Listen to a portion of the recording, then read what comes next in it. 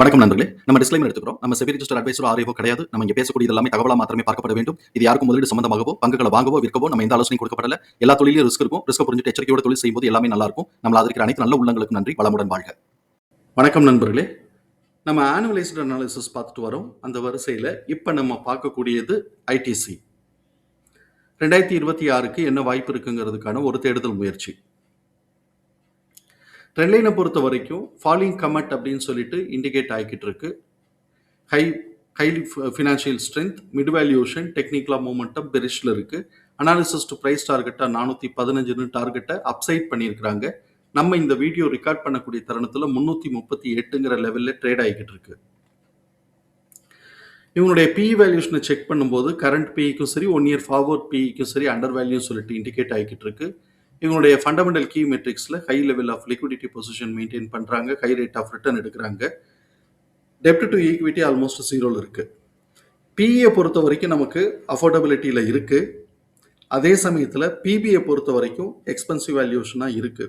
So இப்போ இந்த இடத்துல நமக்கு வந்து எய்தர் இவனுடைய பிபி ரிசல்ட்டில் வந்து பிபி அப்கிரேடேஷன் வந்து அதில் வந்து இவங்களுக்கு அட்ஜஸ்ட் ஆகணும். அப்படி இல்லை அப்படின்னு சொன்னாக்க ப்ரைஸ் கரெக்ஷன் வந்து இது பிபி அட்ஜஸ்ட் ஆகணும்.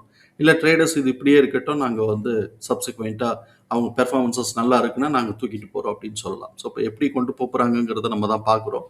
புக் வேல்யூ வந்து இப்போ கிட்டத்தட்ட 56 இருக்குது. சார் நீங்கள் 50ன்னு வச்சா கூட நமக்கு 4ன்னு வரணும், இல்லாட்டி 5க்கு கீழே வரணும். ஸோ இப்போ எப்படி கொண்டு வர போகிறாங்கன்னு பார்ப்போம். பெக் ரேஷியோவில் வந்து 0.2 இருக்குது. பெக் ரேஷியோட டிடிஎம் வந்து 0.2 இருக்குது. இது பாசிட்டிவாக க்ரோத், கொஞ்சமாக க்ரோத்துக்கான ஆப்பர்ச்சுனிட்டி இருக்குங்கிறது நம்மளுடைய பார்வை. அதே சமயத்தில் நெட் கேஷ் ஃப்ளோ வந்து பாசிட்டிவாக இருக்குது.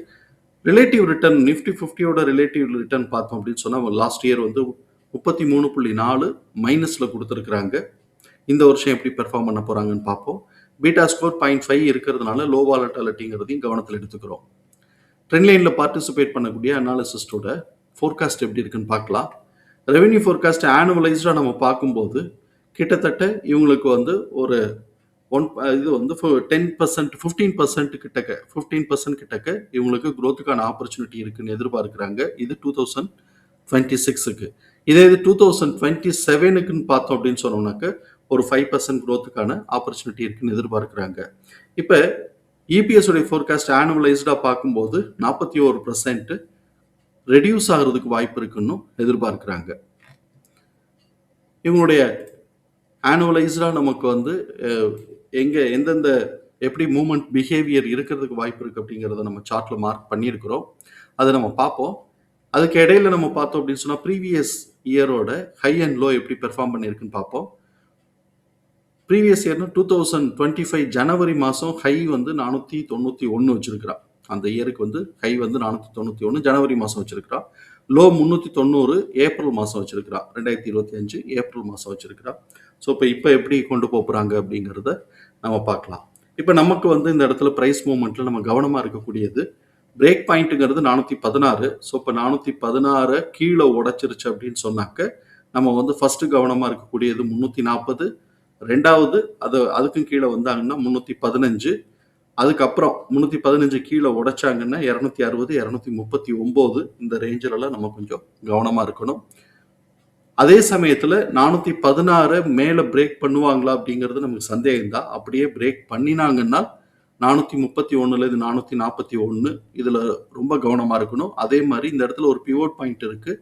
அந்த பிவோட் பாயிண்ட் ஆல்மோஸ்ட் வந்து பார்த்தோம் அப்படின்னு சொன்னால் 420 கிட்டக்க வருது அந்த பிவோட் பாயிண்ட். ஸோ இப்போ 416 to 420 உடைக்கும் போது 431 441 இதை தாண்டி போவானான்னு தெரியல. அப்படி போனான்னா 488 516ங்கிற லெவலில் நம்ம கவனமாக இருக்கணும். ஸோ இப்போ இந்த இடத்துல வந்து இப்போ கிளியராகவே அவன் என்ன பண்ணிட்டான்னாக்க ஃபர்ஸ்ட் சப்போர்ட் பாயிண்ட் பிரேக் பாயிண்ட்டை கீழே உடைச்சிட்டு ஃபர்ஸ்ட் சப்போர்ட் ஆனால் 340 அப்படிங்கிற ரேஞ்சில் இப்போ வந்து நின்றுகிட்டு இருக்கிறான்.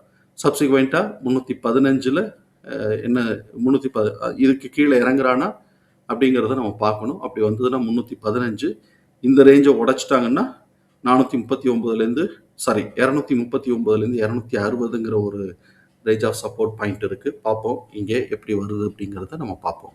தகவல் பயனுள்ளதாக இருக்கும் நம்புகிறோம். தகவல் பயனுள்ளதாக இருந்ததுன்னா சங்கருக்கு ரொம்ப சந்தோஷம். நம்மளை ஆதரிக்கிற அனைத்து நல்ல உள்ளங்கள்